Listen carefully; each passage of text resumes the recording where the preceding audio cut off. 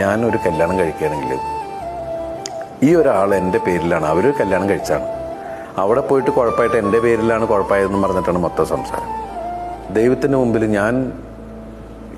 എനിക്ക് തോന്നുന്നൊരു ശരി എന്ന് പറയുന്നത് ഇതാണ്.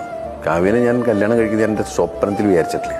കാവ്യ എന്ന് പറയുന്ന ഒരാൾ അനുഭവിക്കുന്ന പ്രശ്നങ്ങളെല്ലാം കണ്ടുകൊണ്ടിരിക്കുകയാണ്. ഞാൻ എൻ്റെ വീട്ടിൽ അവതരിപ്പിച്ച കാര്യം മോളോട് പറഞ്ഞു, മോള് എനിക്ക് പരിചയമുള്ള ആളല്ലേ, എനിക്കിഷ്ടാച്ചാ എന്ന് പറഞ്ഞു. കാവ്യയുടെ അമ്മ സമ്മതിച്ചില്ല. അവിടെ പറഞ്ഞു, ദിലീപ് അത് ശരിയാവില്ല, അവൾക്ക് വേറെ കല്യാണവും കാര്യങ്ങളൊക്കെ ആലോചിക്കുന്നുണ്ട്. ഒന്നാമത് ഈ പ്രശ്നം മുഴുവൻ ദിലീപിൻ്റെ ലൈഫ് പോയത് മുഴുവൻ കാവ്യയുടെ പേരിലാന്നുള്ള സംസാരം മൊത്തം ആ കുട്ടി അതിൻ്റെ പേരിൽ ബേലാടായിക്കൊണ്ടിരിക്കുന്നതാണ്. എന്നെ സംബന്ധിച്ചിട്ട് ഞാനിനി എനിക്ക് പരിചയമില്ലാത്ത ഒരാളെ കല്യാണം കഴിച്ചാൽ ഇവിടുത്തെ മഞ്ഞപ്പത്രക്കാരും മറ്റുള്ള ആൾക്കാരും കുറേ ആൾക്കാർ എഴുതും, അവൻ 2 പേരുടെ ജീവിതം നശിപ്പിച്ചിട്ട് 3ാമതൊരാളെ തുലയ്ക്കാനായിട്ട് ഇറങ്ങിയിരിക്കുകയെന്ന് പറഞ്ഞാൽ അതും ഞാൻ കേൾക്കേണ്ടി വരും. കാവ്യയോട് ഞാൻ പറഞ്ഞു ഇങ്ങനെ കാര്യങ്ങൾ. അപ്പോൾ എല്ലാവരും കൂടി ഇരുന്ന് സംസാരിച്ചപ്പോൾ അവർക്കും ബോധ്യപ്പെട്ടു ആണ് ഈ കല്യാണത്തിനൊക്കെ, അതാണ് പെട്ടെന്നൊരു കല്യാണത്തിലേക്ക് വന്നത്.